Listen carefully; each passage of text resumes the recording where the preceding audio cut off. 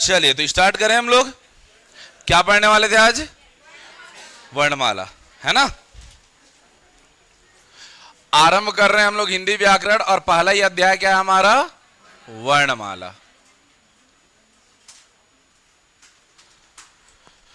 वर्णमाला किसे कहते हैं भाई? वर्णमाला। तो वर्णमाला आरंभ कर रहे हैं हम लोग, और वर्णमाला कहते किसे हैं? पढ़े तो सब है ना, अ से ज्ञ तक कुछ होता है, लेकिन परिभाषित कैसे करेंगे कि वर्णमाला किसे कहते हैं? वर्णों का व्यवस्थित क्रम। क्या बोलेंगे हम लोग? वर्णों का व्यवस्थित क्रम। वर्णों के व्यवस्थित क्रम को क्या कहते हैं? वर्णमाला कहते हैं। वर्णों का व्यवस्थित क्रम। अव्यवस्थित होगा तो क्या होगा?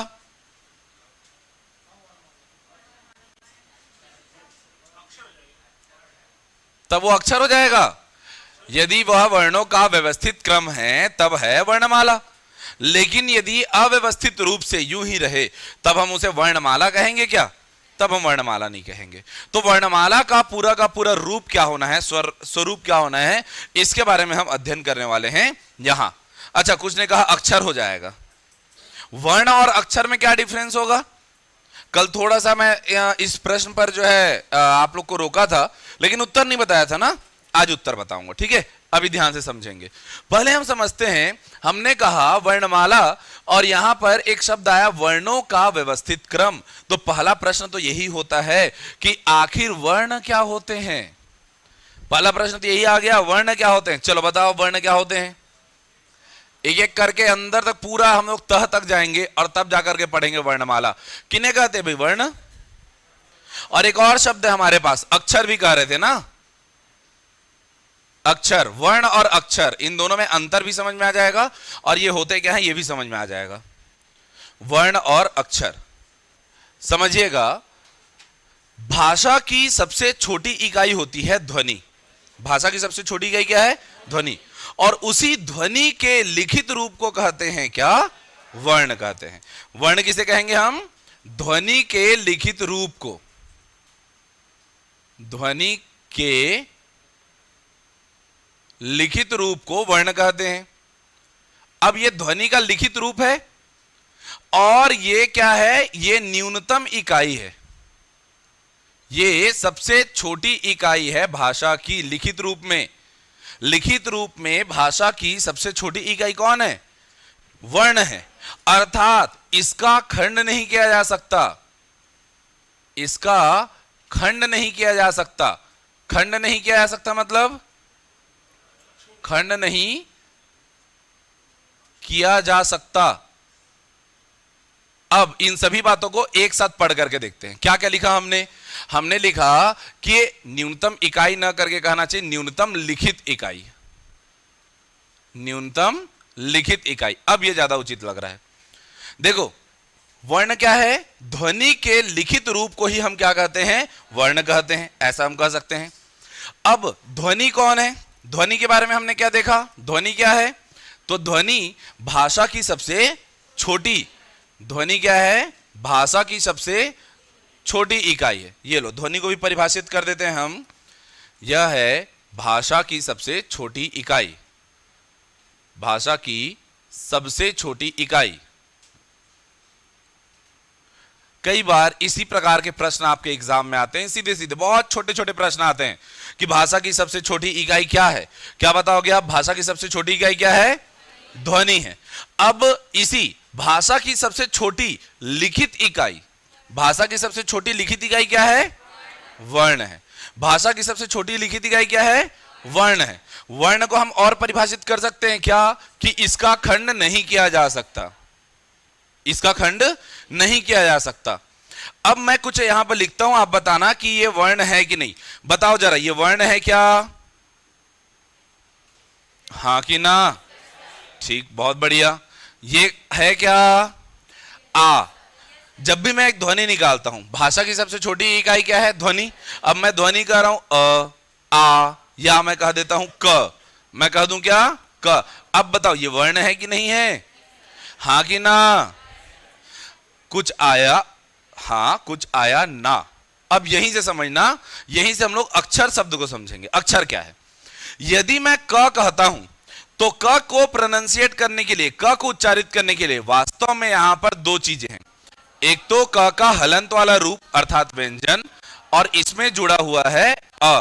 क्या जुड़ा हुआ है? अ। हमने कहा देखो इसे उच्चारित किया जा सकता है क्या? नहीं, ये वास्तविक व्यंजन है। अगर मैं क को ऐसा लिखता हूं हलंत के साथ, तो अब मैं इसको क कायदे से कह नहीं सकता। क हलंत के साथ ये उच्चारित नहीं किया जा सकता जब तक कि इसमें अ ना जोड़ दिया जाए। इसका मतलब तो ये हुआ ना कि क को मैं तोड़ सकता हूं। क टूटा कि नहीं टूटा? जबकि हमने परिभाषित किया था कि इसका खंड नहीं किया जा सकता। इसका मतलब कि यहां पर ये जो क लिखा हुआ है ये वर्ण नहीं है, ये वर्ण नहीं है। वर्ण कौन है? ये है वर्ण। वर्ण कौन है? ये है वर्ण। तो इसको क्या कहते हैं? इसे कहेंगे अक्षर। इसे क्या कहेंगे? अक्षर कहेंगे। तो बिल्कुल यहां पर बना लिखिएगा, अक्षर किसे कहते हैं? श्वास के एक आघात में उच्चारित, श्वास के एक आघात में उच्चारित, श्वास के एक आघात में उच्चारित वर्ण अक्षर कहलाते हैं।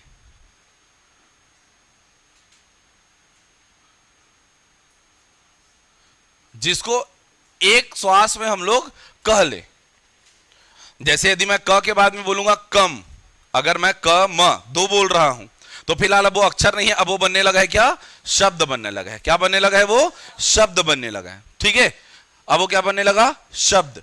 तो फिलहाल यदि फिर से दोबारा से हम लोग आरंभ करते हैं, भाषा से हम आरंभ करते हैं। क्या? भाषा की सबसे छोटी इकाई वो कौन है? ध्वनि। और इस ध्वनि का लिखित रूप क्या है? ध्वनि का लिखित रूप जैसे हम कहते हैं अ, आ या ई उ, जो भी हम कह लें, क ख ग घ अंगा, जो कुछ भी कह लें, लिखित रूप में हमने बदला, वो क्या हो जाएगा? वर्ण। लेकिन वो वर्ण तभी तक है जब तक उसे खंडित ना किया जा सके।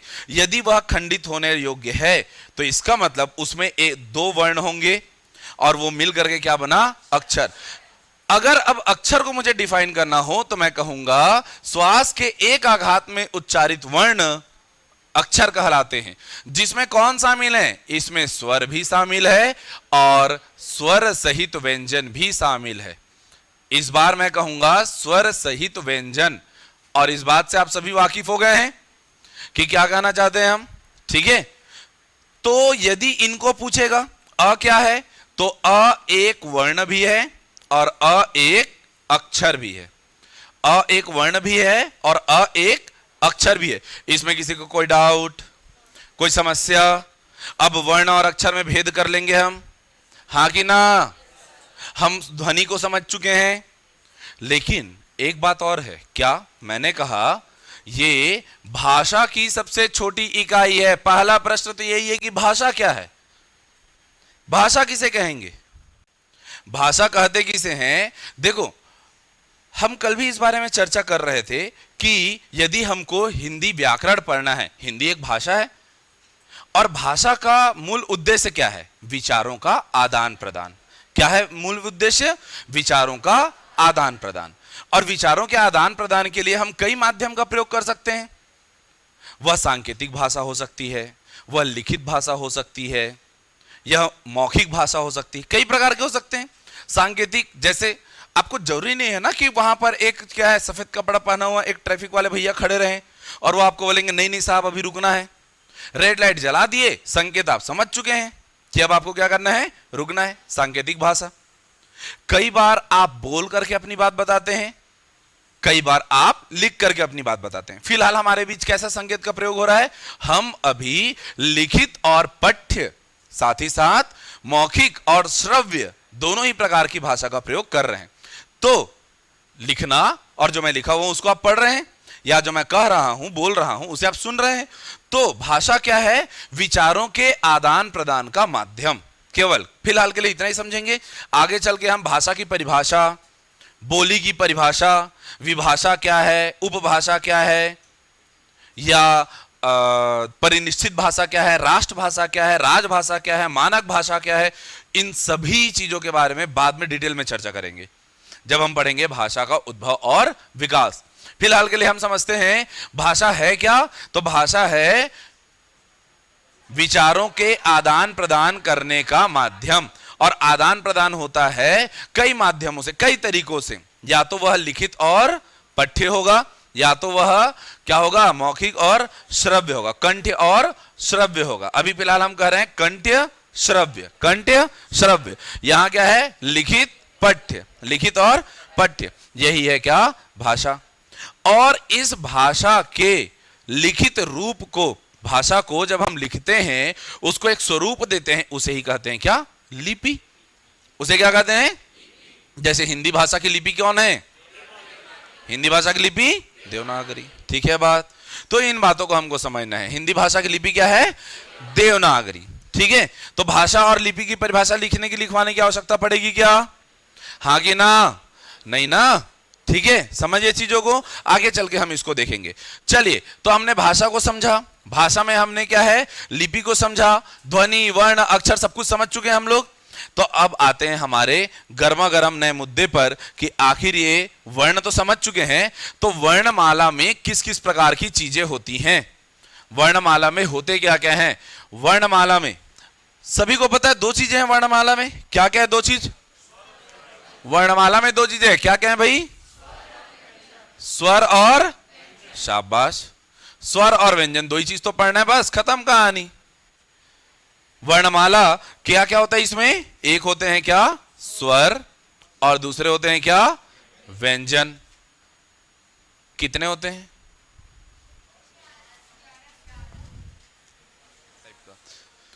हाँ जल्दी बताओ, स्वर किसे कहते हैं? 13 स्वर होते हैं। कितने स्वर होते हैं?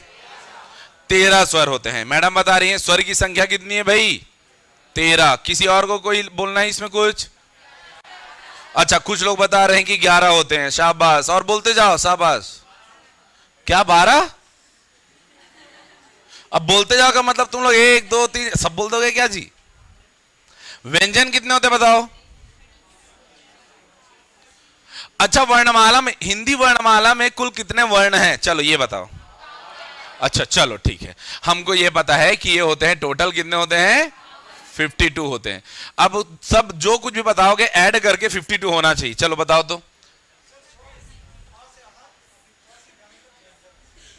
क से ज्ञानी तक व्यंजन। क से क्या बोलते ना भाई, जब कब कबूतर से क्या नहीं बोलनी, तो अ से अज्ञानी, ज्ञ से ज्ञानी, और खत्म बात। ऐसे ही देखते हैं? नहीं, थोड़ी सी बातें भिन्न है। चलो देखो यहां पर स्वरों की संख्या कितनी? जब कभी भी आपको सामान्य भाषा में पूछ लिया जाए तो एक परिपाटी के तौर पर आप कह सकते हो स्वर होते हैं 13, एक परिपाटी के तौर पर। परंतु एक जो चलन चल रही है उसके अनुसार आप 13 कह सकते हो, परंतु वास्तविकता में यदि आपको पूछे मूल रूप से स्वर कितने, मूलतः स्वर हैं कितने, तो मूलतः स्वर कितने हमारे पास? केवल 11। कितने भाई? 11 स्वर होते हैं। और व्यंजन कितने होते हैं भाई? चलो अब जल्दी से बता दो, व्यंजन कितने होते हैं? 35, 39। कितने होते हैं? 39। इसमें भी कुछ समस्याएं आएंगी। सर ये 39 कैसे आया, ये भी हम लोग देखेंगे। अतः 39 और 11 ये दोनों ऐड करने से 52 हो जाता है क्या? नहीं हो रहा है। कितने बच गए? 2 बच गए। कुछ तो समस्या है। व्यंजन तो लेकिन होते हैं 39। अब ये कौन कौन से और कैसे व्यंजन के पार्ट में हम लोग बाद में जाएंगे, पहले हम खाली स्वरों के साथ डील कर रहे हैं। तो वो कौन से 2 हैं जिनको हटाया गया? इन्हें एक नए कैटेगरी में रखा जाता है, परिपाटी के तौर पर उनको स्वर में लिख दिया जाता है, लेकिन स्वर और व्यंजन दोनों के बीच में लिखना चाहूंगा एक और नाम है अयोगवाह। क्या है ये? अयोगवाह। और इनकी संख्या कितनी है? इनकी संख्या है 2। कितनी इनकी संख्या? 2। कौन कौन है जिनको अयोगवाह कहा जाता है? अंग और आहा, शाबाश, अंग और आहा, ये लो। इन्हें साधारणतया किसमें रख दिया जाता है? स्वर में, परंतु हैं क्या ये अयोगवाह है। क्या है ये? अयोगवाह है। फिर से देखो, फिर से ट्राई करके देखते हैं हम लोग क्या क्या, कितने स्वर है हमारे पास?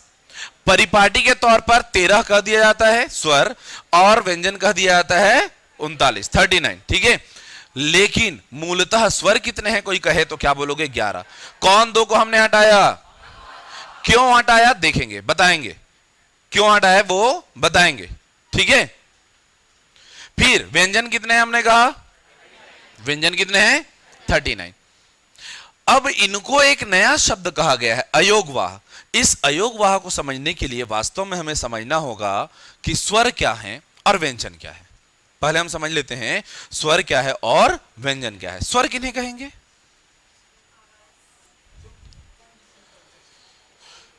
जिनका उच्चारण हम स्वतंत्र रूप से कर सके, जिनका उच्चारण हम स्वतंत्र रूप से कर लेते हैं, वो क्या कहला गए? स्वर। ठीक है, एकदम साधारण भाषा में समझते हैं, जिनका उच्चारण हम स्वतंत्र रूप से कर सकते हैं वो क्या कहलाते हैं? स्वर। और व्यंजन कौन होते हैं? जिनके उच्चारण के लिए स्वरों की आवश्यकता पड़ जाती है। कम से कम इतना ज्ञान हम लोग रखते हैं। अभी हमने क के साथ खेला था ना ऐसे, तो जिनके उच्चारण के लिए स्वरों की आवश्यकता पड़ती है उन्हें हम कहते हैं क्या? व्यंजन। और जिनका स्वतंत्र रूप से उच्चारण हो जाए उन्हें हम कहते हैं क्या? स्वर। लेकिन यहां एक छोटी सी समस्या है अंग और आहा के साथ। देखो क्या है ये अयोगवाह शब्द को समझेंगे, फिर बारी बारी से स्वर व्यंजन इन सबको पढ़ेंगे। अयोगवाह को पहले समझो। अयोगवाह के बारे में ध्यान देना। वास्तव में यदि आप अंग और आहा को ध्यान से देखो तो ये भी व्यंजनों की भांति स्वर अर्थात अ की सहायता से बने हैं। व्यंजन की परिभाषा में हमने अभी कहा कि इनके उच्चारण में क्या है? स्वर की आवश्यकता पड़ती है। इसके उच्चारण के लिए अ की जरूरत पड़ी या अ के अलावा कुछ भी लगा दो, क का की कू कू के कै को कौ कंग कहा, कुछ भी कहते हैं हम लोग। अब ये जो कंग कहा है इस पर भी एक प्रश्न आएगा। यदि ये क्या है? स्वर के साथ में उच्चारित हो रहा है तो क्या कहला रहा है? व्यंजन। तो यहां पर अयोगवाह को हम देखते हैं तो ये भी तो अ के योग से बना है। ये जो अंग या आहा है ये भी अ के योग से बना है। लेकिन अगर मैं इसको स्वर से हटा के व्यंजन में डाल दूं तो भी समस्या है।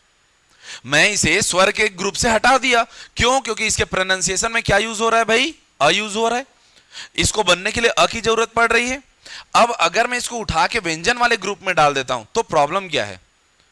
वास्तव में इनकी भी होती है मात्राएं, अंग की मात्रा या आह की मात्रा।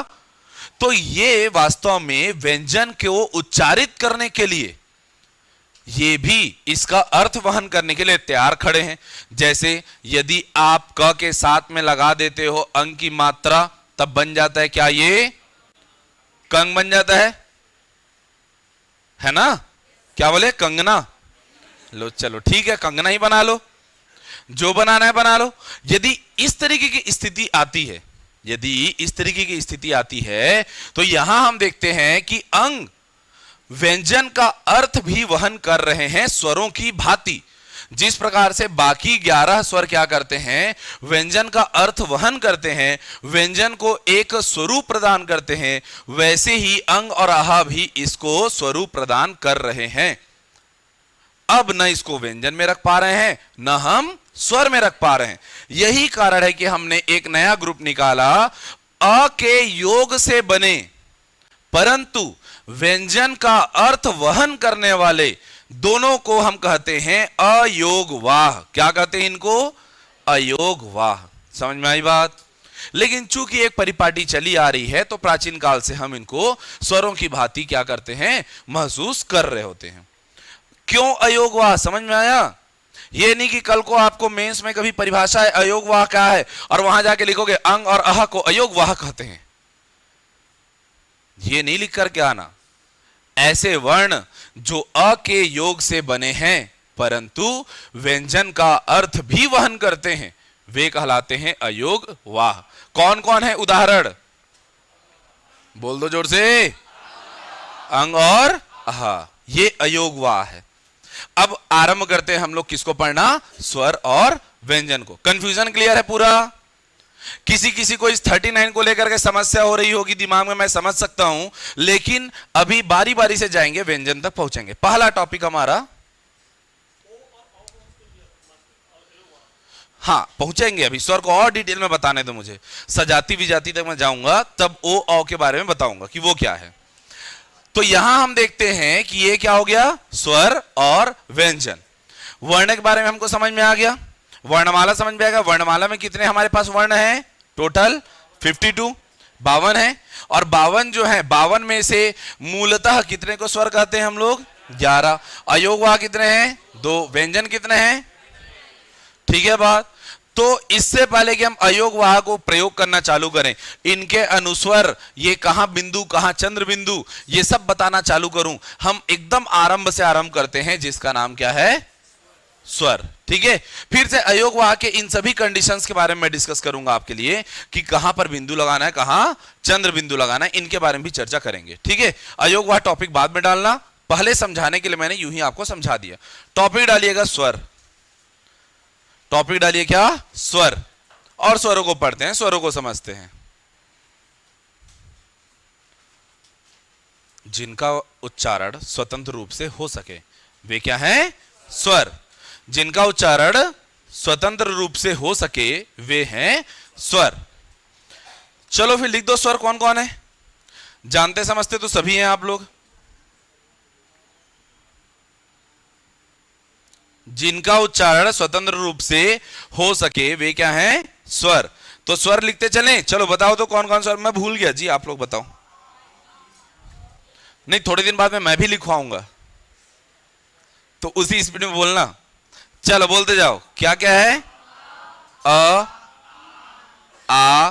अच्छा, अ और आ से याद आया, एक चीज ध्यान देना, अभी मेरी एक आदत बन चुकी है जो कि बहुत ही ज्यादा गलत है। ऐसी आदत आपके में नहीं आनी चाहिए। कभी कभी होता है कुछ ऐसा चीज, इंग्लिश मीडियम वालों को इस बात का बहुत ज्यादा फर्क नहीं पड़ेगा, लेकिन जितने लोग मेंस लिख रहे हो हिंदी में, वो एकदम ध्यान देना। देखो, गौर करो, कितना गलत अ बनाया मैंने, ये गलत तरीके का अ है। ऐसी गलती आप लोग को बिल्कुल नहीं करनी है, ऐसी गलती नहीं करनी है। ये मुझसे अभी हो जा रहा है, जो कि एकदम गलत है।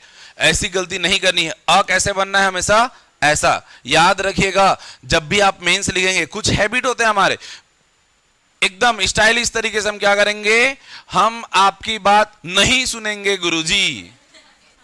कई लोग लगाते हो ना ऐसा ई की मात्रा, कई लोग ऊ की मात्रा ऐसा लगाएंगे, कई लोग ना नुकुर के लिए ये लगा दिए, कई लोग का ऐसा बनाएंगे और उसमें ऊ की मात्रा ऐसा बनाएंगे। कुछ भी ऐसे कई लोग क्या हैबिट होता है ना। एक्स्ट्रा इंग्लिश वालों के पास भी होता है, इंग्लिश वाले भी ऐसी हरकत कर रहे थे, बढ़िया लिख रहे हैं, इंग्लिश बढ़िया लिख रहे हैं, A B C D E F G, फिर उनका एच आई, फिर वो जे आया तो यहां, फिर के ऐसा चल रहा है, किसी को एल ऐसा बनाने का मन कर जाता है। वो बिना मतलब लेविशिंग के चक्कर में जो है आप क्या करते हो, अपने आप को हाईलाइट कर बैठते हो, जैसा अभी मैं कर पा रहा हूं। जितने लोग भी, कुछ लोग मेरे ख्याल से गौर किए भी होंगे, सर आजकल ऐसा क्यों बनाना चालू कर दिए, वो डिजिटल बोर्ड के चक्कर में सब गड़बड़ हो चुका है। ठीक है, तो अब उसको वैसे ही रहने दो, लेकिन ऐसी गलती आप लोग नहीं करना। अ कैसा बनना है, अ कैसा बनना है, सीधा सीधा, कोई भी एक्स्ट्रा चीज मत करना अपने कॉपी में। जो एक्स्ट्रा चीज अगर चुभन हुआ तो चुभन पे नंबर कटता है, तो चुभन नहीं आना चाहिए। चलो बोलो, अ आ फिर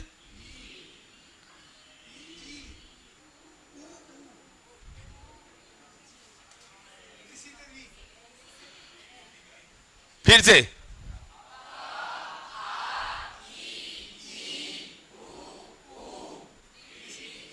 पक्का, ए की री, ऋषि।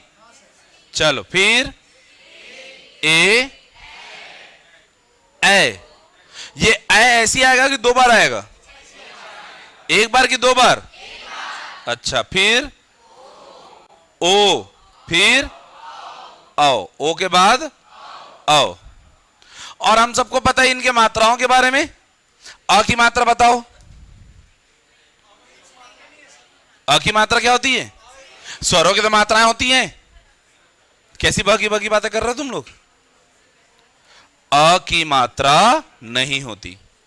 तो यदि कहा जाए, स्वरों को मात्रा के हिसाब से पूछा जाए कितनी मात्राएं होती हैं, आप बताओगे 10। कितनी मात्राएं होती हैं? अब बात आती है कि सर मात्रा क्या होती है? मात्रा को कैसे परिभाषित करेंगे?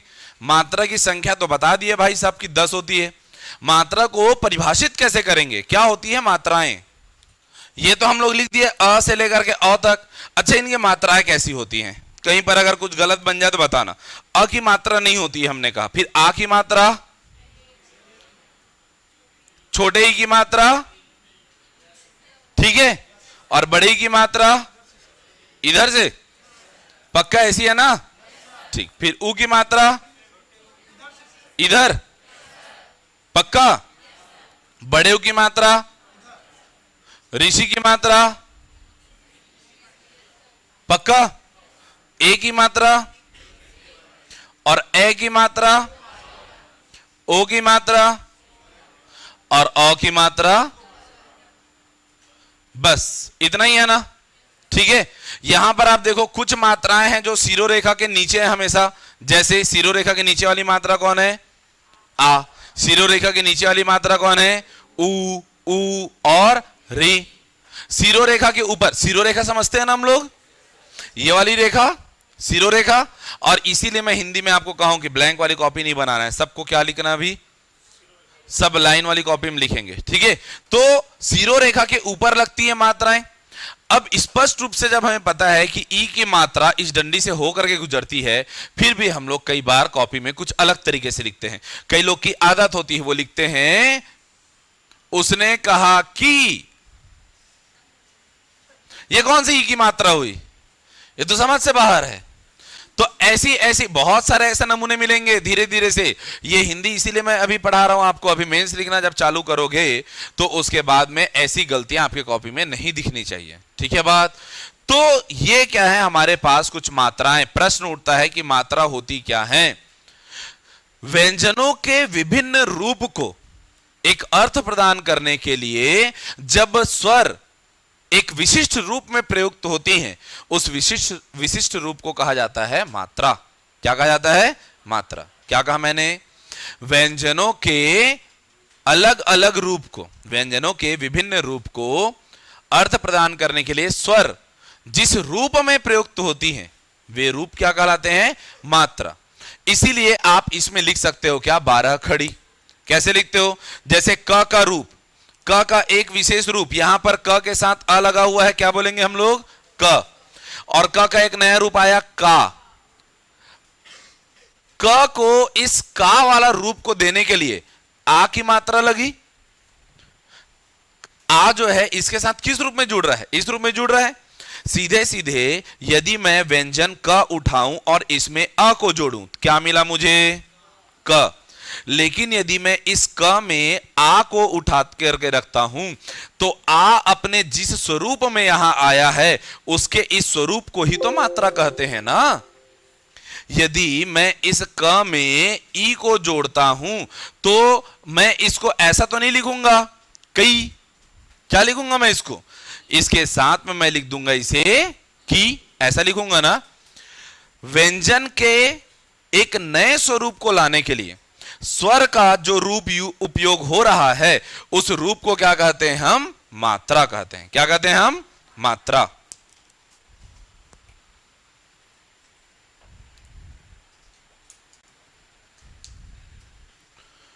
चलो फिर से देखेंगे हम लोग। क्या कहा हमने? मात्रा किसे कहते हैं? व्यंजन के विभिन्न रूपों को, व्यंजन के विभिन्न रूपों को एक अर्थ प्रदान करने के लिए स्वर अपने जिस स्वरूप में प्रस्तुत होता है उसे कहते हैं मात्रा। यहां ई अपने किस रूप में आया? मात्रा के रूप में। आ किस रूप में आया? मात्रा के रूप में। तब हम कहेंगे क, का, की, कु, कु। और मात्रा कितने होते हैं? और अयोग वहां को मिला दो तो बन गया ना 12 खड़ी। आ गया ना 12 खड़ी। पढ़े थे ना बचपन में 12 खड़ी। क्यों पढ़े थे? समझ में आया? अगर स्वर 13 होते हैं तो 13 खड़ी होना चाहिए था। 12 खड़ी क्यों होता है? क्योंकि अ की मात्रा नहीं है। किसकी मात्रा नहीं है? अ की मात्रा नहीं है। री तो लगाते हैं, री तो लगाएंगे, अ को हटा देंगे। अच्छा, इसके अलावा कई जगह आप देखोगे री को नहीं लिखेंगे, इसके अलावा क का मात्रा है ही नहीं, लेकिन अ तो हर जगह उपयोग हो रहा है, इसलिए अ को कहा जाता है शहीद वर्ण। अ को क्या कहा जाता है? ध्यान रखेंगे, शहीद वर्ण कहा जाता है। ये हर जगह है बेचारा, हर जगह मौजूद है, इसलिए अ को क्या कहते हैं? शहीद वर्ण। ये ऐसे प्री में ऐसे ऐसे फैक्ट आते हैं। शहीद वर्ण किसे कहेंगे? अ को। शहीद वर्ण किसे कहते हैं? अ को। हो गया, यही तो है स्वर। समझ में आ गया ना स्वर? एक बार बोल के दिखा दो स्वर एक साथ। पहला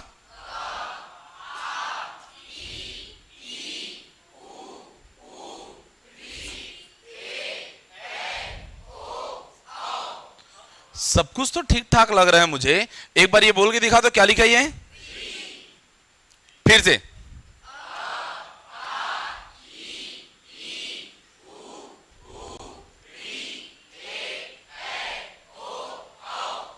ए ऐ ओ औ, ये तो स्पष्ट है, यहां इधर कोई दिक्कत नहीं है, यहीं पर मुझे और अ और आ भी स्पष्ट है। ये बोल दो,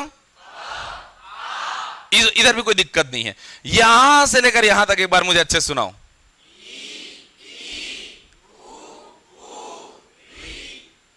फिर से ई ई ई ई। अब ई और ई, हमारे पास ऐसी बहुत सारी समस्याएं आती हैं। क्या? मैंने किताब पढ़ ली, उसने उससे कहा कि, राम ने मोहन से कहा कि शाम को वह खेलने नहीं आएगा। राम ने मोहन से कहा कि शाम को वह खेलने नहीं आएगा। तो कहा कि जहां पर ऐसा पॉज अगर हो रहा है, तुरंत रुक रहा है, लंबी सांस नहीं खींची जा रही है, तब वह क्या है? छोटा ई। और ऐसे वाक्यों में हम लोग बार बार प्रयोग कर रहे होते हैं। या यदि वह प्रयोग हो रहा है किस रूप में? वह कारक का, की, के, ऐसा कुछ प्रयोग हो रहा है, क्या बोलेंगे हम लोग? बड़ा ई। मैंने किताब पढ़ ली, पढ़ ली, पढ़ ली, क्या है वो? बड़ा। अब यहां पर बोलो, कहां? पहले यही यही अटको, बोलो।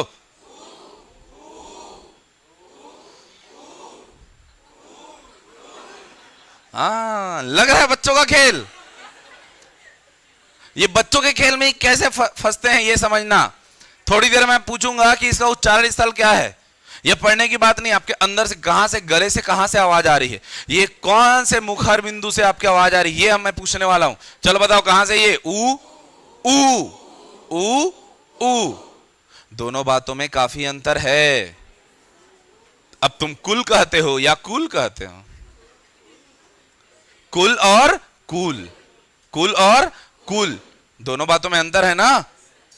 ठीक है बात। तो इन अंतर को हमको समझना है, इन सभी अंतरों को हमको समझना है। अच्छा, ये बोल के दिखाओ तो। ये तो री बोल रहे हो तुम लोग। ऋतिक रोशन बोलो। अरे रोशन छोड़ो, ऋतिक बोलो। ऋतिक ऋतिक कर रहे हैं कुछ लोग। ये कैसे कैसे होता है प्रोनाउंसिएट? ये आधे से ज्यादा लोगों को समझ ही नहीं आता। अच्छा चलो, ट बोलो, फिर से जोर से ट ट ट बोले। अब बस ट यहीं तक, ट जैसा बोले। अभी मुझे सिंपली री बोल के दिखाओ। र में ई की मात्रा री, र में ई की मात्रा, र में ई की मात्रा। अब री को बोलना है ट जैसे। अरे ट प्रोनाउंसिएट, री को बोलना है ट जैसे। ट री, री री। कहां जा रही? देखो, री आप बोलोगे तो जीभ केवल वाइब्रेट हो रहा है, लेकिन ट में क्या होता है? आपकी जीभ पीछे जाती है, ऊपर कहीं तो तालु, मूर्धा, कुछ न कुछ शब्द मैं आपको आगे बताऊंगा। कहीं पीछे जाकर टच हो रहा है ना, ट जोर से आ रहा है सामने। र में ई की मात्रा वाली री को ट के जैसे प्रोनाउंसिएट करो, तब वास्तविक री निकलेगा। बोलो री। क्या निकलेगा? री। री नहीं, री री। बोलते रहो अब। ठीक है? तो देखो, है बहुत आसान चीज, लेकिन जब तक वास्तविक ज्ञान ना हो, यदि उच्चारण का वास्तविक ज्ञान ना हो, तो आगे चल के हम करने वाले हैं बहुत सारे कांड, और ऐसे कांड हमारे हाथों होते हैं। मैं आपको कहूंगा आशीर्वाद लिखने, आप लिख करके चले आओगे, हां सर हमें भी चाहिए आशीर्वाद। ये तो हो गया आशीर्वाद। क्या हो गया ये हमको कैसे पता चला? जब हम सही उच्चारण सीखते हैं तो, और उच्चारण सीखने का सही तरीका अभी ही है, बाद में कहीं नहीं। और ध्यान रखना, जितने अच्छे से आप यदि वर्णमाला पढ़ रहे हो, तब जाके आपको संधि और समास समझ में आएगा, वरना संधि कुछ नहीं समझ में आएगा। संधि समझने के लिए क्या जरूरी है? वर्णमाला। तो वर्णमाला को पढ़ते हुए हमने स्वर को जाना, पूरा नहीं जाना। अब हम देखते हैं स्वरों के प्रकार, स्वरों के कुछ भेद, स्वरों का वर्गीकरण। टॉपिक डाल दीजिए, स्वरों का वर्गीकरण। ये मात्रा वगैरह क्या होते हैं, कैसे, सब कुछ समझ में आ चुका है ना? मात्रा कैसे लगाना है देख चुके हो, हाँ कि ना? अच्छा, एक छोटा सा चीज, इससे पहले के वर्गीकरण में जाओ, लिखो गुरु। गुरु, गुरु। देखो, ई की मात्रा वाली प्रॉब्लम सॉल्व हो गई है। ए ओ में कोई समस्या नहीं है। मुझे लिख के बताओ पहले ऐतिहासिक। ऐतिहासिक लिख के बताइए, चलिए। ऐतिहासिक, ऐतिहासिक लिख दिए? नहीं, अब इतने 100-200 लोग कॉपी थोड़ी चेक करता रहूंगा मैं, लेकिन मैं लिख रहा हूं बोर्ड में, ध्यान से देखना और ईमानदारी से देखना, क्योंकि मैंने देखा है कि कई बार लोग इसे स्कूल पढ़ते हैं।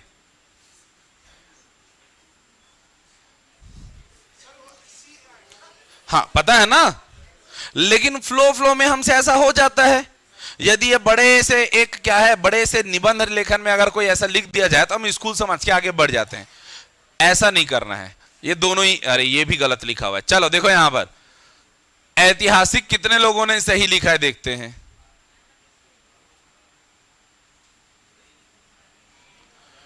पक्का ऐसा ही लिखे हो? कितने लोग ऐसे हैं जो ऐसा लिखे? ये देखो, निकले ना कुछ ना कुछ। अब बताओ, अब भी हमने पढ़ा ना, ये ए होता है, ये ए की मात्रा है, ये ए की मात्रा है, लेकिन जब आप ए कह ही रहे हो तो आपको ऐसा लिखने की जरूरत है क्या? आपको क्या लिखना है? ऐसा लिखना है। यही है ए। हुई ना गलती कुछ लोगों से? ऐसा ही होता है एग्जाम हॉल में जाकर। तो ये नहीं करना है हमको। है बहुत छोटी बात, पढ़े हैं 2 मिनट पहले, लेकिन फिर भी दिमाग से उतर जाता है। अब मात्रा को ध्यान से समझ लो, इसीलिए मैं कह रहा हूं क्या, मात्रा हम समझेंगे। ए की मात्रा क्या है और ए की मात्रा? ए की मात्रा में वास्तव में एक ए की मात्रा लगी हुई है। ठीक वैसे ही लिखो लूट। लूट लिखो, लूट। लूट लिखो पहले, लूट। हम लुट गए तेरी मोहब्बत में, ऐसा वाला। लुट गए तेरी मोहब्बत में वाला लूट लिखो। चलो, अच्छा पूरा गाना गाऊं? अलग फीस लूंगा उसका।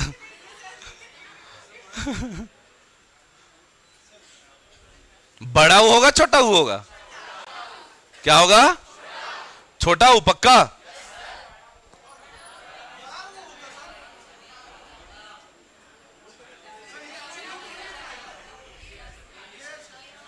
वन, टू, वोटिंग पोल चालू। 1 वाले हाथ ऊपर करें, अरे शाबाश। 2 वाले, अरे शाबाश। किसको लगता है कि दोनों सही है?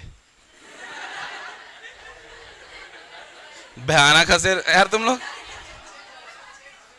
किसको लगता है कि दोनों सही है? मैं शामिल हूं इसमें। अब हाँ, वाह वाह वाह वाह वाह। अब हाथ ऊपर करना चालू कर दिए। हाँ सर बताइए, क्यों सही लग रहा है दोनों? शाबाश, एकदम सही बात है।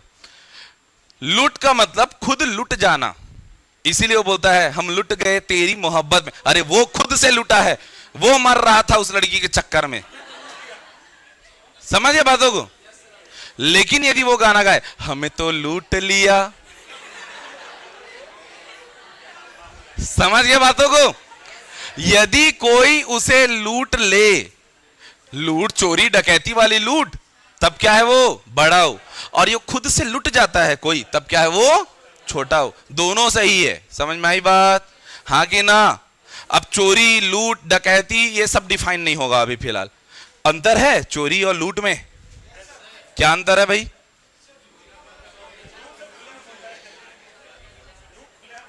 कौन कौन है जो एलएलबी टाइप का कोर्स किए हैं, लॉ वगैरह या कर रहे हैं? हाँ सर बताइए, लूट और चोरी में अंतर फिर।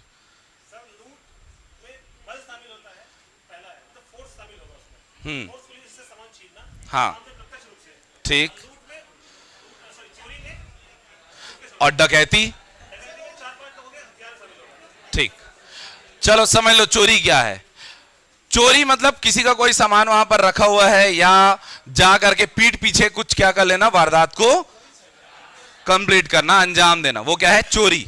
लेकिन यदि हथियार का प्रयोग हो रहा है, यदि वहां पर मारपीट टाइप का कोई चीज हो गया, बल का प्रयोग हुआ, तब क्या है वो लूट। और यदि लूट की प्रक्रिया में 5 से अधिक लोग शामिल हैं तो है वो डकैती, तब क्या है वो। और सबके अलग अलग सजा के प्रावधान हैं। फिर चलो चलो चलो वापस टॉपिक में आते हैं हम लोग। अच्छा मैंने गुरु लिखने के लिए कहा था जी, भूल जा रहा हूं मैं, बताओ। गुरु लिख दिया, गुरु। गुरु कैसा लिखे? गुरु ऐसा कितने लोग लिखे? काट दो, गलत लिखे हो। गुरु कितने लोग ऐसा लिखे? कितने लोग ऐसा लिखे? काट दो, गलत लिखे हो। अच्छा फिर से ट्राई करते हैं। गुरु कितने लोग ऐसा लिखे? काट दो, गलत लिखे हो। सब गलत है तो फिर सर सही क्या है? यही है, नजर के सामने सब कुछ है परंतु हमें नजर नहीं आ रहा होता। क्या नहीं आ रहा है अब समझो। नजर के सामने क्या नहीं आ रहा है, ध्यान से देखो, ये ऊ है, ये ऊ दिख रहा है यहां पर। यदि इस ऊ की मात्रा को आप चेक करो तो हम यहां पर ऊ की मात्रा ऐसा लगाते हैं, लेकिन बड़ा ऊ में जब ऊ की मात्रा लग रही है तो कैसे लग रही है? ऐसा। वास्तव में ये ऊ की मात्रा है। ये क्या है भाई? ऊ की मात्रा। जैसे ए में, ए में ए की एक मात्रा जाके लगी, औ में ओ की एक मात्रा जाके लगी। समझ रहे हो बातों को? ठीक वैसे ही इस ऊ में यदि मैं 2 ऊ को जोड़ता हूं, ऊ धन ऊ, तब जाकर क्या होता है? एक ऊ तो वैसा का वैसा लिखा जाता है और दूसरा ऊ मात्रा के रूप में जाके जुड़ता है, तब बनता है बड़ा ऊ। जब मुझे बड़ा ऊ बनाना है, ऊ धन ऊ बराबर ऊ, तो जब ऐसा बनाता हूं मैं तो एक ऊ तो वैसा का वैसा आया और दूसरा वाला ऊ मात्रा के रूप में आया। अब देखो इस मात्रा को भी क्यों बताया। जब भी हमको लिखना हो गुरु तो हम लिखेंगे गुरु कुछ इस प्रकार से, र में छोटे ई की मात्रा, छोटे ऊ की मात्रा ऊ, हमें लिखना होता है गुरु। समझ में आई बात? गुरु में र में क्या होती भाई? छोटे ऊ की मात्रा। हो गया, पढ़ ली मात्रा। अब समझ में आया कि इतनी छोटी सी बात में कितनी सारी गहराइयां छुपी हुई हैं और कैसे वर्तनी हमसे अशुद्ध होती है। तो इन सभी बातों को हमको ध्यान से समझना है, ठीक है बात? यहीं से वर्तनी शुद्धिकरण की प्रक्रिया आपकी आरंभ होगी, वर्तनी शुद्धिकरण, ठीक है बात? चलो फिलहाल के लिए टॉपिक डाल दो, स्वरों का वर्गीकरण। स्वरों का वर्गीकरण कितने प्रकार से वर्गीकरण करना है भाई? स्वरों का वर्गीकरण बहुत प्रकार से वर्गीकरण करना है। एक एक करके बारी बारी समझते। 5 प्रकार से हम लोग क्लासिफाई करेंगे स्वरों को, 5, ठीक है? और बहुत आसान है, कोई नया चीज नहीं है। सबसे पहले हम लोग देखते हैं उत्पत्ति के आधार पर। कैसा देखेंगे? पहला हम लोग उत्पत्ति के आधार पर। ये लो, उत्पत्ति के आधार पर। फिर से अ गलत लिखा मैं, जैसा अ मैं लिख रहा हूं ऐसा अ लिखना अपराध है। चलो तो ये हो गया कि हमारे पास उत्पत्ति के आधार पर 2 प्रकार से हम स्वरों को बांटेंगे। स्वर कितने हैं हमारे पास? 11। मूलतः स्वर कितने हैं? 11। मूलतः स्वर जो 11 स्वर हैं, इन्हीं 11 स्वरों के बारे में हम लोग को देखना है। तो 11 स्वर हैं। चलो देखते हैं इनको उत्पत्ति के आधार पर कैसे बांटेंगे। एक हम कहेंगे इन्हें मूल स्वर, क्या कहेंगे हम इन्हें? मूल स्वर। और दूसरा हम इन्हें कहेंगे क्या? संयुक्त स्वर। क्या कह देंगे? संयुक्त स्वर। अब ये क्या होते हैं समझना। हमारे पास कुछ मूल स्वर हैं और कुछ संयुक्त स्वर हैं। मूल स्वर अर्थात ऐसे स्वर जो अपने मूल रूप में ही हमारे सामने हैं, जैसे कि अ, जैसे ई, जैसे उ, जैसे री। ठीक है, क्या क्या? फिर से ना ना ना ना, किसी ने आ कह दिया नहीं, फिर से बोलेंगे। अब संयुक्त स्वर कैसे होते हैं? तो संयुक्त स्वरों को वास्तव में हम फिर से दो भागों में बांट के रखते हैं। कुछ को हम कहते हैं सजातीय, क्या कहते हैं? कुछ को सजातीय, और कुछ को हम कहते हैं विजातीय। सजातीय मतलब सेम जाति वाले, विजातीय मतलब दूसरी जाति वाले, same caste and different caste. Same जो है हम लोग देखेंगे यहां पर एक ही जाति वाले। कौन कौन से एक ही जाति? जैसे यदि मैं अ में अ को जोड़ दूं, क्या बनेगा? क्या बनेगा? जोड़ने से, संयोजन से बना, इसलिए आ एक संयुक्त स्वर है, परंतु एक ही क्या है? स्वर जुड़ा है, इसलिए क्या है? सजातीय। क्या ये? सजातीय, क्योंकि अ के ही योग से बना है। यदि मैं लिख दूं यहां पर ई और ई, क्या हो गया ये? ठीक है बात, क्या है ये? सजातीय। और यदि मैं लिख दूं उ और उ, क्या बन गया? उ बन गया। इसका मतलब कि हम ये कह सकते हैं कि यहां पर ये है क्या? आ, ई और उ, ये तीनों के तीनों क्या हैं? सजातीय संयुक्त स्वर। क्या है ये? सजातीय संयुक्त स्वर। संयुक्त स्वर भी हैं और सजातीय। अब मुझे कहना है ए। अब देखो हिंदी एकदम केमिस्ट्री टाइप है, एक चीज समझ लेना। नहीं, केमिस्ट्री ऐसा कठिन नहीं है, आसान है। अच्छा मुझे एक चीज बताओ, यदि आपको एसिड को डाइल्यूट करना हो, एसिड डाइल्यूट करना हो, तो एसिड में पानी डालोगे, पानी में एसिड डालोगे? पानी में एसिड, एसिड में पानी डाल दोगे? एसिड में पानी डाल दोगे? ये केमिस्ट्री वाले नहीं है पक्का ये आंसर करना, आर्ट्स वाले थोड़ी ना ज्ञान दे रहे हो। वो लोग जो कभी 10th वाले भूल जाओ, 11th 12th में केमिस्ट्री पढ़े केवल वही लोग मुंह खोलना। पानी में एसिड डालेंगे ना, एसिड में थोड़ा भी पानी डालोगे, इतना खतरनाक एक्सोथर्मिक रिएक्शन, क्या इतना हीट निकलेगा वहां पर, भयानक हीट, और लगभग ब्लास्ट होने की कंडीशन आ जाएगी। इवन यदि आप पानी में कंसंट्रेटेड H2SO4 या HCl डालोगे और ढंग से यदि उसको क्या है हिलाते नहीं रहोगे, स्टीर नहीं करते रहोगे, तो क्या होगा? वो हीट आता है, वो क्रैक हो जाता है ना ग्लास, होता है कि नहीं होता है? तो पानी में हम एसिड डालें या एसिड में पानी डालें, दोनों डिफरेंट टाइप का रिएक्शन होगा, अलग अलग अंदर पड़ेगा ना। बस वही चीज यहां ध्यान रखना। अब जो मैं बोलने वाला हूं, मैं कहूंगा यहां पर मुझे मिलाना होगा, यहां हम मिलाएंगे अ में ई को, किसको मिलाएंगे? तब बनेगा ए। क्या बनेगा? अब सर मिलाना ही तो है के चक्कर में कोई भी अपने कॉपी में ये मत लिखना कि सर मिलाए ही तो थे, ई में अ मिला दिए। यदि ई में अ मिलाओगे तो बन जाएगा य। क्या बन जाएगा? और यही संधि का एक पार्ट हो गया खत्म। नर धन इंद्र नरेंद्र, नर धन इंद्र नरेंद्र। यहां पर कौन सी संधि लगी? पढ़ेंगे बाद में कभी। और यहां पर कौन सी संधि लगेगी? यड़ स्वर संधि। बोला ना मैं, अगर आप ध्यान से अगर व्यंजन पढ़ लो तो आगे चल के आपके लिए क्या है? संधि आसान है। चलो देखो, अ में यदि अ में ही ई मिलाना है ना, ई में अ नहीं मिलाना है, ठीक है? ये वाला काम नहीं करना है, इधर वाला काम करना है। अ में ई मिला है, क्या बना? और यदि मैं आ में ई मिला दूं तो क्या बनेगा? क्या बनेगा?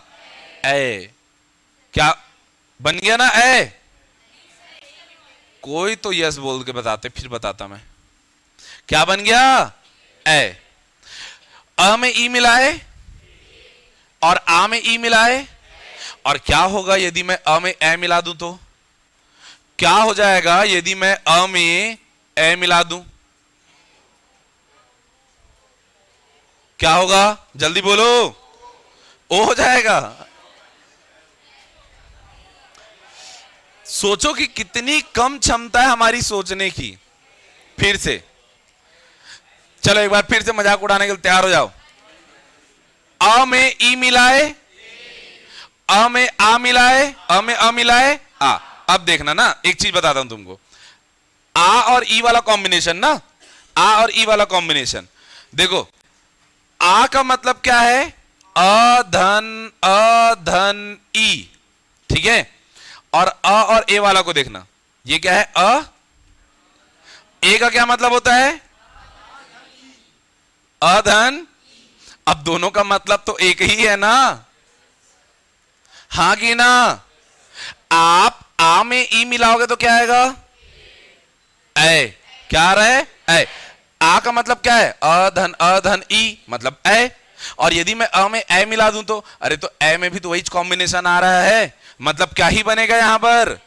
क्या बनेगा? अब किताब में कुछ लिखा रहता है और आप लोग डाउट भेज देते हो, सर सर सर वो वाला एक ठो किताब पढ़ रहे थे, आपने बताया आ में ई मिलाना है तो ए बनेगा, और एक ठो किताब पढ़ रहे थे उसमें अ में ए को मिला के ए बनाया है। तो बुद्धि लगाओ। समझ में आया? समझ में आ गई बात? पूरी केमिस्ट्री है भाई। एक एक तत्व को तोड़ो, जहां समझ में आए तोड़ दो, सब समझ में आने लगेगा। तोड़ दिए पूरा, आ गया समझ? चलो अब खुद से बनाओ, चलो एक आठ ठो। ये तो बना दिए ए और ए, अब बनाओ ओ और औ बनाओ। ओ और औ बनाओ खुद से, विजाती है। यहां कहीं पर बनाए। अ में क्या मिला दें? क्या बनेगा? क्या बनेगा? और यदि मैं अ में क्या मिला दूं? ओ मिला दूं, क्या बन जाएगा? क्या बन जाएगा? और यदि मैं आ में ऊ मिला दूं तब क्या बनेगा? तब क्या बनेगा? पक्का? हां कि ना? क्यों बन रहा है ऐसा, समझ में आया? अब गिन लेते हैं एक बार, सब कुछ सही हुआ कि नहीं। हमारे पास मूल स्वर कितने हैं? 1 2 3 और 4। मैंने आरंभ में एक शब्द कहा था, क्या? स्वर। एक पुरानी परिपाटी के अनुसार हम स्वरों की संख्या कहते हैं कितनी? 13।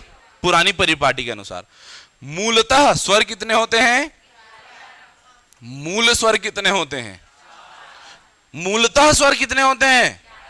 मूल स्वर कितने होते हैं? एग्जाम में कभी आए तो कभी गलती तो नहीं होगी। स्वर कितने होते हैं? पुराने हिसाब से 13 कह सकते हो, ऑप्शन में यदि रहा तो, ठीक है बात। लेकिन मूलतः स्वर कितने होते हैं? और मूल स्वर कितने हैं? चलो 4 के बाद में यहां हम देख लेते हैं। यहां है कौन सा? ये हो गया 5वां, 6वां, 7वां हो गया क्या? फिर हमारे पास में है 8वां और 9वां, फिर आ गया 10वां और ये हो गया 11वां। 11 स्वर तैयार हैं। तैयार हो गया ना? पूरा हो गया, केमिकल रिएक्शन कंप्लीट। चलो ये हो गया उत्पत्ति के आधार पर। अब टॉपिक डालो उच्चारण के आधार पर। दूसरा आधार है हमारा उच्चारण।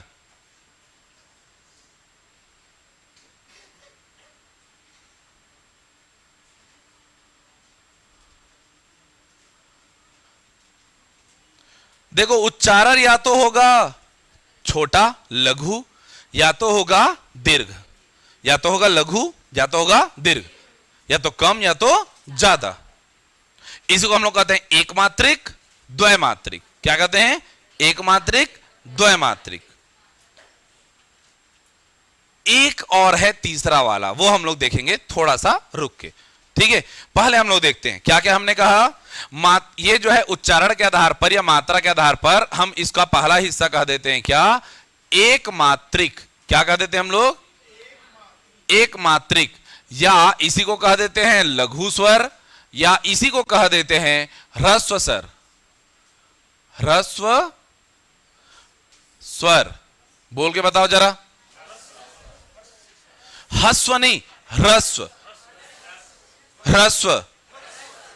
फिर से देखो इसके लिए क्या है ना, वर्ण और अक्षर को समझना बहुत जरूरी है। चलो इसको बताने से पहले एक छोटी सी आपको समझाता हूं मैं। वर्ण और अक्षर वाली बात ये शायद मुझे पहले समझा देनी चाहिए थी, लेकिन अभी समझो। क्या वर्ण हमने कहा था जो और क्या है, नहीं टूटता, एक वर्ण होता है और एक होता है क्या, स्वर। यदि मैं यहां पर लिख दूं राम, राम में कितने स्वर, नहीं जी अक्षर, राम में कितने अक्षर हैं बताओ जल्दी से। राम कितने अक्षरों से बना है,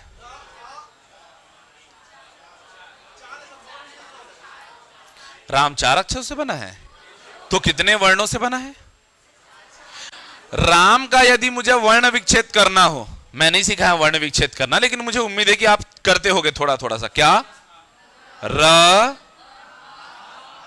अ आ म अ, किसी भी शब्द को उसके सभी वर्णों में इस तरीके से तोड़ना ही तो वर्ण विच्छेद होता है, हाँ कि ना। हम लोग तोड़ सकते हैं ऐसा, जहां समझना है वहां तोड़ो। अब बताओ कितने वर्ण हैं इसमें, वर्ण कितने हुए, शाबाश। अब अक्षर कितने बताओ, अक्षर हैं केवल 2, अक्षर है कितने, केवल।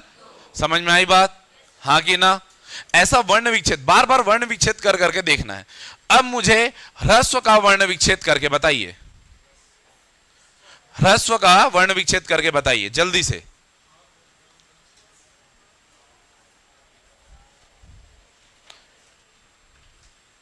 वर्ण विच्छेद मतलब समझ गया ना, ऐसा तोड़ना है, तोड़ना है। चलो तोड़ो।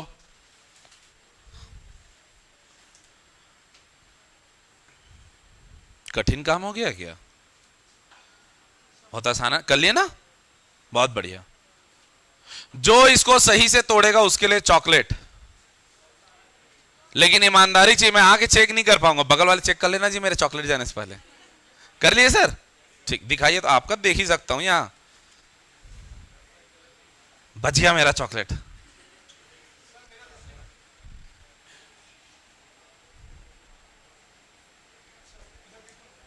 छोटी सी गलती, बहुत बड़ी गलती। इसे तोड़ना है। सबसे पहले हम लोग देखेंगे क्या, फिर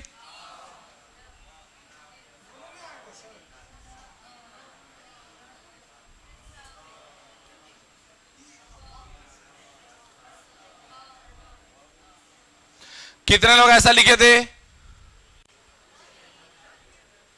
ईमानदारी बगल वाले चेक करो जरा, कितने लोग लिखे थे जल्दी बताओ। ऐसा पूरा, अरे ये इधर वो उधर ये सब मत करो, एग्जैक्ट ऐसा कितने लोग लिखे वो बताओ। एक जन पक्का लिखा है, इतनी बड़ी क्लास है सिर्फ एक जन को आता है। तेरे लिए डेयरी मिल्क, ठीक है, खुद तो खाएगा नहीं, देने का काम आ जाएगा, रख लेना। तो लड़के कहां चॉकलेट खाते हैं, लेकिन लड़कियां कहां चॉकलेट खरीदती हैं। चलो देखो यहां, इधर इस व को उठाने का काम कर रहा है कौन, अ।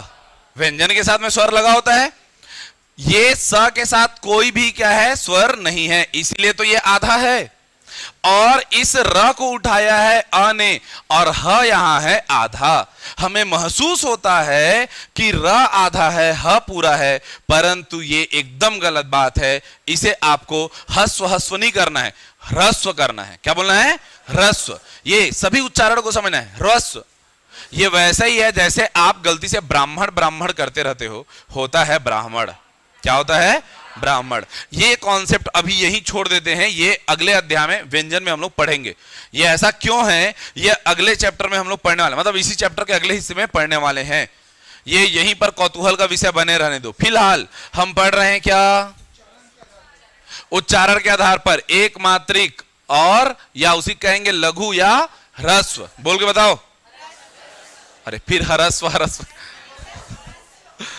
ठीक है। तो एक मात्रिक, लघु या ह्रस्व कहेंगे हम लोग, ह्रस्व कहेंगे। अभी देखो इसमें कौन कौन शामिल हैं, इसमें शामिल हैं अ, ई, उ और री। क्या क्या शामिल है, अ, ई, उ, री, इतना शामिल है। अब हम लोग देखेंगे क्या, द्वैमात्रिक। क्या देख लेंगे, द्वैमात्रिक। द्वैमात्रिक, और द्वैमात्रिक इसी को हम लोग कहेंगे क्या, दीर्घ। क्या कह देंगे इसको, दीर्घ स्वर कह देंगे। दीर्घ स्वर कौन कौन शामिल है दीर्घ स्वर में, तो जितने लघु हैं उसके अलावा बचा अलावा सब कुछ। क्या क्या बोलते जाओ जल्दी से, आ,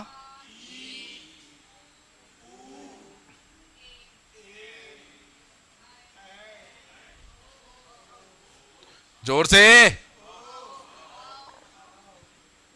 हो गया, आ गया समझ। इनके अलावा भी हमारे पास कुछ स्वर हैं जिनका उपयोग हम करते हैं। जैसे छापने लग गए, अभी सुन लो पहले फिर छापना। क्या हमारे पास कुछ स्वर हैं जिसे हम कहते हैं क्या, लघु स्वर। कौन कौन है लघु स्वर, और याद करने में कोई समस्या नहीं होगी यदि आप समझो कि ये तो मूल स्वर ही हैं। जितने मूल स्वर हैं वही कौन है, लघु स्वर, और बाकी सब द्वैमात्रिक हैं, क्योंकि मूल के ही मात्रा को मिला के बने थे ना, तो इसलिए क्या हो गए, द्वैमात्रिक। क्या हो गए वो लोग, द्वैमात्रिक हो गए। ये लोग मूल हैं, ये लोग एक मात्रिक हैं। इसके अलावा एक आता है त्रैमात्रिक। क्या आता है भाई, कौन बचा जल्दी बताओ, ना ना ना ना ना, त्रैमात्रिक इन्हें ही कहा जाता है प्लुत स्वर। क्या कहते हैं, प्लुत स्वर। कैसे प्लुत स्वर, समझो। जब भी हम कहते हैं, हम उच्चारित करते हैं क्या, मैं यहां पर कुछ बनाता हूं, उसे उच्चारित करके बताना मुझे।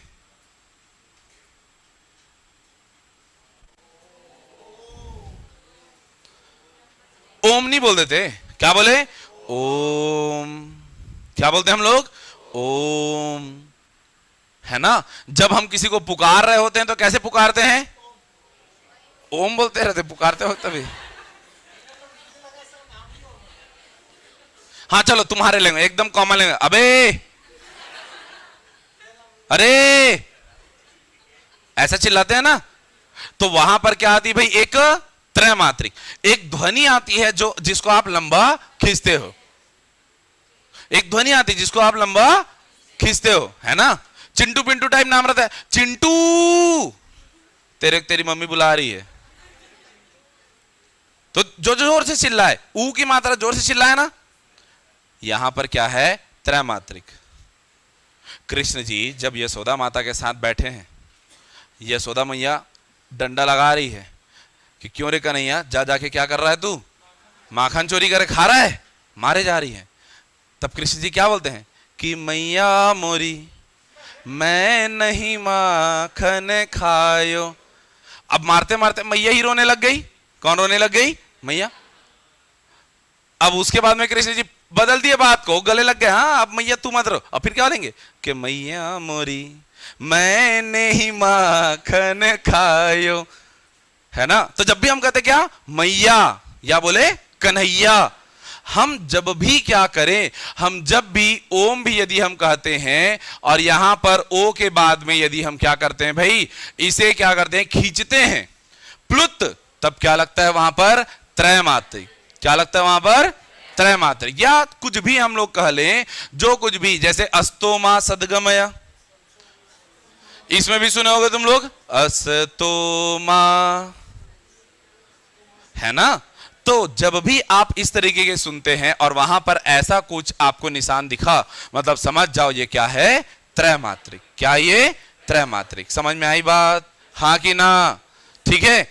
चलिए, तो ये हो गया क्या, उच्चारण के आधार पर। अब तीसरा, जीभ के प्रयोग के आधार पर। जीभ के प्रयोग के आधार पर। जीभ के प्रयोग के आधार पर कैसे, जो हमारी जीवा है, जीवा के अग्र भाग, पश्च भाग या मध्य भाग से उच्चारण होने वाले, ठीक है। सबसे पहले हम देखते हैं कहां, अग्र भाग से। यह है क्या, अग्र भाग। अग्र भाग से जो उच्चारित होते हैं, आगे वाला हिस्सा, अग्र मतलब आगे। आगे से कौन कौन उच्चारित होते हैं, तो यहां पर हम लोग लिखेंगे ई, ई, फिर ए, एक और है री। री बोल के देखोगे सामने वाइब्रेशन हो रहा है ना, री। ये हो गया अग्र। ये हिस्सा है मध्य का, तो यदि हम देखेंगे मध्य भाग से कौन उच्चारित होता है, हम लिखेंगे यहां पर अ। कौन होता है? और ये हिस्सा है क्या? पीछे का पश्च। पश्च जो एकदम गले के अंदर साइड में है जीभ। तो यहां पर कौन कौन बच गया, जल्दी बताओ। आ, पहले आ, फिर फिर कौन बच गया? ओ, फिर आओ। बना लीजिए ऐसा। ट्राई तो कर रहा था वो कम से कम, तो बना लो जल्दी से ऐसा।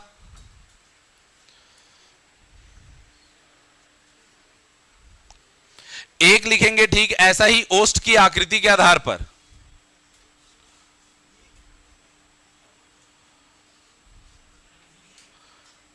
ओष्ठ की आकृति, कैसी आकृति बन रही है हमारे होठों की, ओष्ठ की आकृति के आधार पर। ये दो प्रकार के होंगे, या तो ये होगा, रुक जाओ इसको भी लिखने का मौका दूंगा, अभी एक बार और देख लो। ओष्ठ की आकृति के आधार पर या तो होगा वृत्त, या तो होगा वृत्त, या तो दूसरा क्या होगा? अवृत्त, वृत्त या आवृत्त स्वर। अवृत्त स्वर में कौन कौन आएंगे? जो वृत्त में नहीं आएंगे। कौन कौन सा आ जाएगा? कैसा ओठ की आकृति कैसे बन रही है, तो बोल के देखो। अ, आ, बोलते जाओ।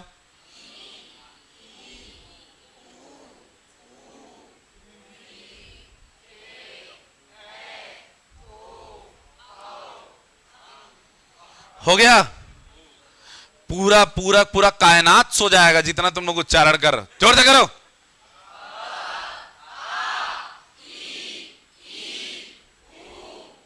बस अ, आ, ई यहां तक की बात अलग है। जब भी हम कहते हैं क्या, ऊ या ऊ, यहां पर हमारे होठों की आकृति क्या हो रही? गोलाकार आकृति आ रही है। हम इसे लिखेंगे क्या? वृत्त में। किस में लिखेंगे हम लोग?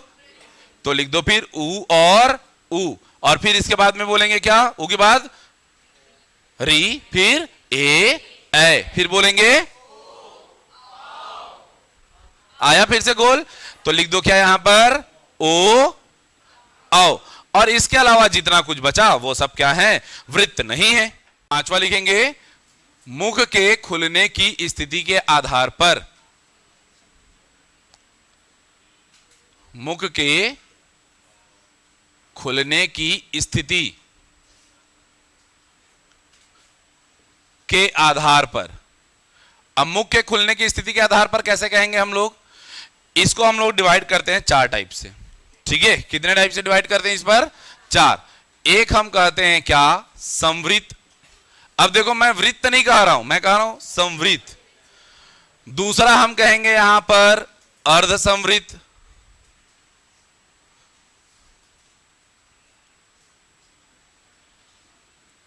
अर्ध संवृत्त। तीसरा हम कहेंगे विवृत्त, और चौथा हम कहेंगे अर्ध विवृत्त। बस इतने, मात्र इतने। सबसे कम मुख कब खुलता है? ऐसे वर्णों को हम देखेंगे, या ऐसे स्वरों को सीधे कहें, ऐसे स्वर जिनके उच्चारण में सबसे कम मुख खुलता है उसे कहेंगे हम लोग संवृत्त। क्या कहेंगे? संवृत्त। और ये होते हैं कौन कौन से? ये होंगे ई, ऊ और री। इन तीनों में मुख सबसे कम खुलता है। सबसे कम कब खुल रहा है? ई, ऊ, री। सबसे कम मुख तब खुलता है। ठीक है बात? इससे थोड़ा ज्यादा मुख खुले, समृद्ध में सबसे कम मुख खुल रहा है इत्तू सा, थोड़ा ज्यादा अगर मुख खुल रहा है तो क्या बोलेंगे उसको? अर्ध समृद्ध। अर्ध समृद्ध मतलब समृद्ध से कम मत समझना, समृद्ध से थोड़ा ज्यादा, समृद्ध से थोड़ा ज्यादा। समृद्ध एकदम लो, सबसे कम खुल रहा है, इसे थोड़ा ज्यादा मुख खुलेगा तो क्या बोलेंगे? अर्ध समृद्ध। और अर्ध समृद्ध कौन कौन से होते हैं भाई? ई और ऊ। छोटा ई, छोटा ऊ, इनमें ज्यादा मुंह खुलता है छोटे लोगों का। छोटे लोगों का मुंह ज्यादा खुल रहा है। ठीक है, फिर हम आते हैं कहां? विवृत, ये सबसे बड़ा मुंह खुलेगा। आ, क्या बोलेंगे? आ, सबसे बड़ा मुंह जहां खुले, क्या है वो? विवृत। आ या ए या औ, ये बड़े बड़े वाले आ ए औ, ये क्या है? विवृत। लेकिन विवृत से थोड़ा कम और अर्ध संवृत से थोड़ा ज्यादा। क्या बोला मैंने? मैंने कहा विवृत से थोड़ा कम लेकिन अर्ध संवृत से थोड़ा ज्यादा मुख खुले, ऐसी स्थिति को हम क्या कहते हैं? अर्ध विवृत कहते हैं। और इसमें कौन कौन आ जाएंगे भाई? फिर अ ए ओ, क्या क्या आ जाएंगे? अ ए ओ, ठीक है। ये है भाई, यहीं से आते हैं बहुत सारे आपके प्रश्न कि भाई स्वरों के क्या क्या होते हैं प्रकार। स्वरों के प्रकार कैसे कैसे हमने देखा? एक हमने देखा उत्पत्ति के आधार पर, कौन कौन सा? मूल स्वर और फिर संयुक्त के भी दो टाइप देखा हमने, कौन कौन से? क्या क्या? सजाती और शाबाश। फिर उसके बाद हमने कैसे बांटा इसको? ह्रस्व और दीर्घ में, और साथ ही साथ प्लुत। फिर हमने देखा किसके आधार पर? जीभ के आधार पर, अग्र मध्य पश्च। क्या क्या बांटा हमने? फिर ओठ के खुलने के आधार पर वृत्ताकार या अवृत्ताकार टाइप, वृत्तमुखी या आवृत्तमुखी। फिर हम देखते हैं मुख के खुलने की स्थिति के आधार पर, सबसे ज्यादा मुख कब खुल रहा है? उससे थोड़ा कम, उससे थोड़ा कम, और उससे भी कम। और कौन कौन से हैं? चलो जल्दी बना लो लिस्ट, ये बना लिए ना पूरा? अब लिखो स्वरों के उच्चारण स्थल, कौन सा स्वर कहां से उच्चारित होता है, यह भी तो जानना जरूरी है। तो लिखेंगे स्वरों के उच्चारण स्थल, स्वर और उनके उच्चारण स्थल। स्वर और उच्चारण स्थल, जल्दी से लिख लो इसको। हमारे पास स्वर है, सबसे पहला एक समूह हम देखते हैं अ और आ। अ और आ, इनका उच्चारण स्थल है, बोल के देखो तो। अ, दोनों आ, ये कहां से निकल रहे हैं? सीधे कंठ से। कहां से निकल रहे हैं? कंठ से निकल रहे हैं, ठीक है। कंठ ऐसा लिखो या कंठ ऐसा लिखो, इसके बारे में मैं कल आपको बताऊंगा कि ये दो प्रकार से क्यों लिखा जाता है। इसलिए इनको कहते हैं कंठ्य। क्या कहते थे इनको? कंठ्य। इनका समूह क्या कहलाता है? कंठ्य। ये लो भाई, कंठ कहलाता है। अ आ। फिर बात करते हैं किनकी? अगला कौन कौन स्वर है भाई? ई और ई। ये कहां से निकल रहे हैं भाई? कंठ के बाद जीभ से। हाँ, जीभ अलग अलग जगह टच होगा। कहां? देखो यहां नीचे अंदर में कंठ, कंठ से ऊपर आप आओगे तो आपके जीभ के ऊपर कैविटी टाइप का एकदम खाली जगह है। ई, जब भी आप कहते हो तो जीभ जाके उसमें टकरा रहा है और वहीं से क्या बोलते हैं उसको? तालु। हम बोलेंगे इनको तालु, और इसलिए इनको कह दिया जाता है तालव्य। क्या कह देते इनको? तालव्य। ये लो भाई, ये आ गया तालव्य। ई और ई कहां से निकल रही है? तालु से। कहां से? तालु से। इसके बाद कौन आते हैं? ऊ और ऊ। ये कहां से बन रहे हैं भाई? हां, होठों से। तो लिख दो क्या यहां पर? ओष्ठ।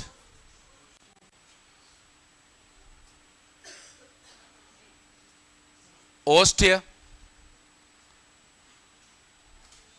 फिर क्या आ जाएगा हमारे पास? री। री को प्रोनाउंसिएट करना सिखाया था ना अभी मैं आपको। री बोलना है, र में ई की मात्रा वाला री, लेकिन ऊपर ट बोलते हो वैसा, तो कैसे निकलेगा वो? री। और जब भी आप ऐसा कर रहे हो, देखो आपका जीभ जब पीछे जाता है तो तालू से थोड़ा पहले, अब मसूड़ों के थोड़ा ऊपर एक खुरदुरी जगह है, बोलो री। मिला वो ब्रेकर वाला जगह है ना? ऐसे ऐसे धारियां बनी हुई हैं कि बना के बताऊं? महसूस कर लिए ना? नहीं, बना के बताऊं बहुत गंदा दिखेगा, मेरी ड्राइंग बहुत गंदी है। तो महसूस करो, कहां? तालू से थोड़ा आगे आओ और दांत और मसूड़ों से थोड़ा सा ऊपर जाओ, महसूस हुआ एक जगह, उसे कहते हैं मूर्धा। क्या कहते हैं उसे? ये लो भाई लिख दो, मूर्धा। क्या लिख दें? मूर्धा। और ये समूह क्या कहलाता है? मूर्धन्य। ठीक है बात? अब बताओ जरा जल्दी से मुझे, ये तो इनकी बात होगी। अब है हमारे पास में ए ऐ, ये कहां से प्रोनाउंसिएट होंगे भाई? कहां से उच्चारण स्थल, कहां से होगा इसका उच्चारण? अरे ए बना किससे है? अ और, तो इसका मतलब इसका उच्चारण क्या होगा? कंठ तालु। क्या होगा इसका उच्चारण? और उसके बाद कौन है? ओ और आओ। ये किससे बना है? तो इसका मतलब इसका उच्चारण क्या होगा? कंठ और, समझ में आई बात? हां कि ना? ये हुए हमारे 11 स्वर। आज हमने पढ़ा है किनको? स्वरों को। कल हम आरंभ करेंगे व्यंजनों के साथ। ठीक है? तो स्वर, अब आपका टास्क ये है कि आप स्वरों को पूरा लिखेंगे अ से लेकर के औ तक, परंतु अंग छोड़ देना, औ तक, और उन सब के बारे में पूरा का पूरा उनका डेफिनेशन लिखेंगे। क्या? यदि मैं कहूं अ, तो अ के बारे में मैंने आपको एक चीज बताया, क्या है वो? शहीद वर्ण। बगल में लिखेंगे उसका उच्चारण स्थल, अ का उच्चारण कंठ। फिर लिखेंगे अ कैसा स्वर है, तो अ मूल स्वर है। फिर लिखेंगे अ कैसा स्वर है, तो अ ह्रस्व स्वर है, एक मात्रिक है। फिर अ कैसा स्वर है, तो लिखेंगे अ मध्य भाग से निकलता है जीभ के। फिर लिखोगे अ कैसा स्वर है, तो बताओगे ये क्या है? आवृत्त प्रकार का है ना? फिर बताओगे ये किस प्रकार का है अ, तो आप बताओगे अर्ध विवृत है। तो इसको डिफाइन करने के लिए जैसे अ को मैंने उदाहरण में भी कहा, वैसे कल आपकी कॉपी में देखूंगा जिसमें पूरे अ तक सारे के सारे क्या हो? डिफाइंड हो। ठीक है बात? चलिए आज यही एंड करते हैं।